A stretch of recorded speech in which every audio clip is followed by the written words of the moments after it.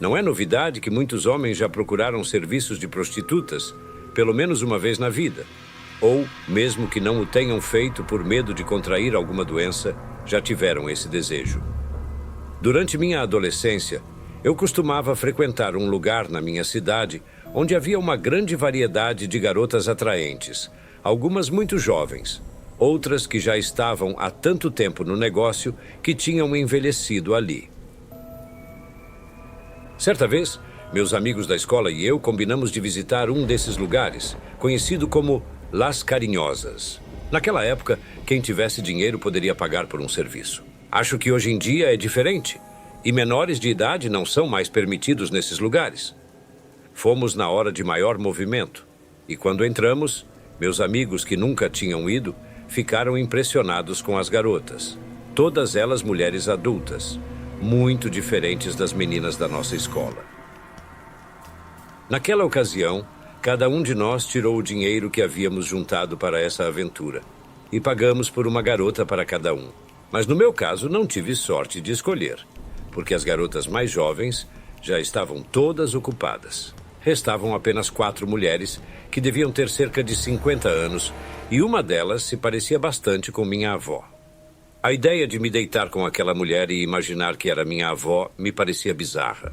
No final, acabei entrando em um quarto com uma senhora que parecia não ter recebido visitas em meses. Ela parecia deprimida e o quarto estava muito descuidado, sujo, com cheiro ruim e roupas espalhadas por toda parte, bem diferente dos quartos que eu conhecia com as garotas mais jovens.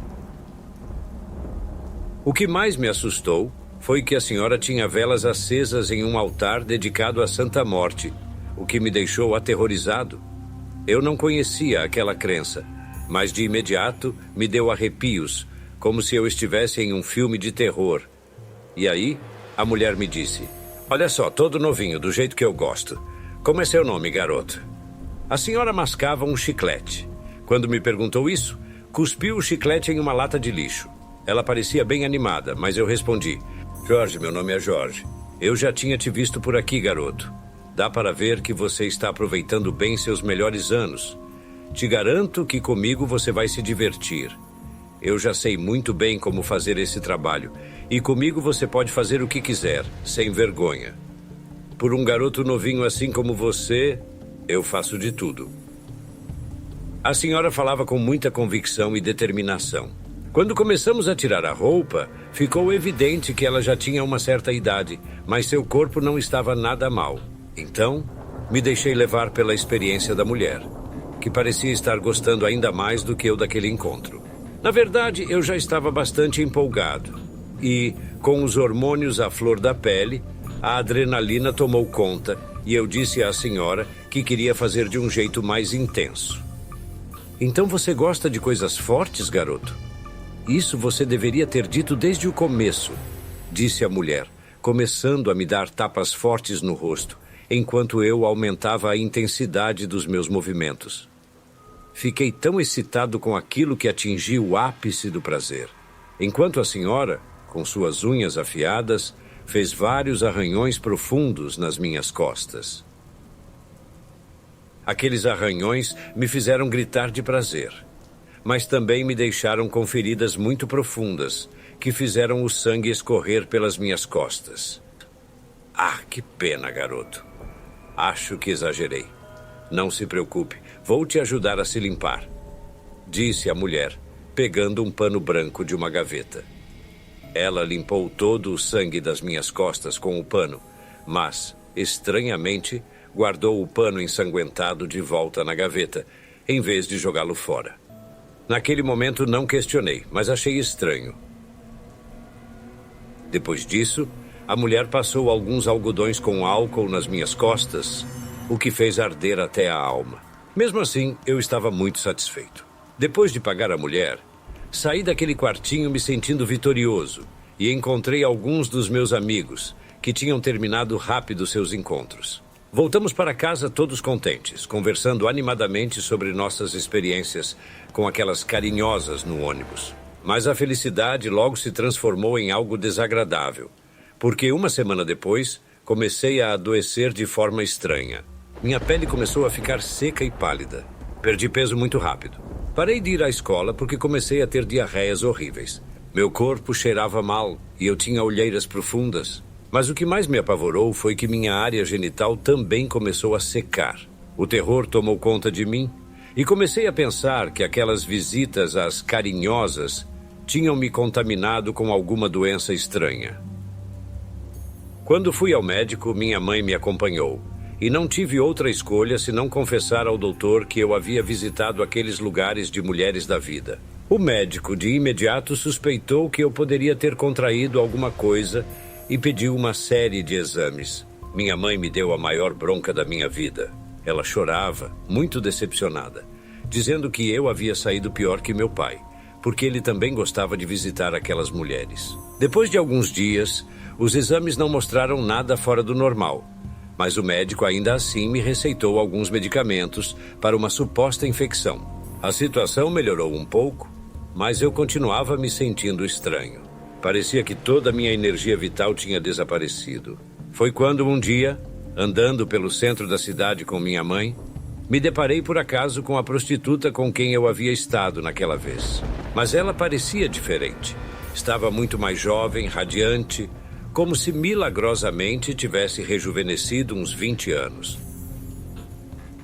A mulher me olhou e me reconheceu imediatamente, mas desviou o olhar e se apressou para fugir, sumindo entre a multidão. Fiquei pensando no que estava acontecendo. Como aquela mulher parecia mais jovem, enquanto eu estava mais velho e acabado com apenas 17 anos. Não sabia o que estava acontecendo, mas de tão mal que eu estava, uma amiga da minha mãe, que era nossa vizinha, sugeriu: Conchita, acho que seu filho não melhora porque está enfeitiçado. Por que você não o leva para fazer uma limpeza espiritual? Minha mãe achou aquilo um absurdo, mas naquele instante lembrei do altar com a imagem da Santa Morte no quarto da prostituta. E contei para minha mãe, que ficou furiosa comigo. Filho da mãe, por que não me contou isso antes? Olha só em que tipo de problema você se meteu, garoto teimoso. Um dia desses você não vai conseguir sair dessa e então vai ficar feliz, né, seu idiota? Minha mãe decidiu seguir o conselho da vizinha e me levou até uma senhora que fazia essas limpezas espirituais. Ao ouvir toda aquela história, a curandeira ficou muito preocupada. Ela nos disse que feitiços feitos em nome da Santa Morte eram muito poderosos e difíceis de desfazer, e que não podia garantir que conseguiria me ajudar. Era melhor colocarmos toda a nossa fé e esperança de que funcionaria. Naquele momento, por estar tão mal, comecei a ter fé e pedi à Santa Morte que me curasse, prometendo que a adoraria e faria o que fosse necessário, desde que ela me devolvesse a saúde. Naquela tarde, eu estava muito agradecido à curandeira por sua ajuda, mas também muito envergonhado diante da minha mãe. Ela estava muito decepcionada comigo. Mas, mesmo assim, como jovem rebelde que era, logo me esqueci do quanto sofri. E, influenciado pelos amigos da escola, voltei a visitar as carinhosas um tempo depois. Mas dessa vez testemunhei algo horrível. Vi a prostituta que me havia feito o trabalho anterior, encostada na porta do seu quartinho, fumando um cigarro com um olhar desolado. Parecia que ela havia envelhecido ainda mais. De uma mulher que parecia ter quase 50 anos, agora ela parecia ter mais de 70. Ela me olhou com ódio, jogou o cigarro no chão e o pisou com raiva, antes de fechar a porta com força, como se quisesse evitar que eu continuasse vendo o que tinha acontecido com ela. Certamente o feitiço que ela me lançou se voltou contra ela mesma, e sua própria maldade a estava consumindo por dentro, fazendo-a envelhecer ainda mais rápido. Aprendi a lição naquela tarde. Foi a última vez que fui a esse tipo de lugar. Perdi completamente a vontade, pois percebi que a gente nunca sabe com que tipo de energia está lidando ao se envolver com uma bruxa mal intencionada. Eu tive sorte e estou vivo para contar essa história, mas talvez vocês que me ouvem não tenham a mesma sorte.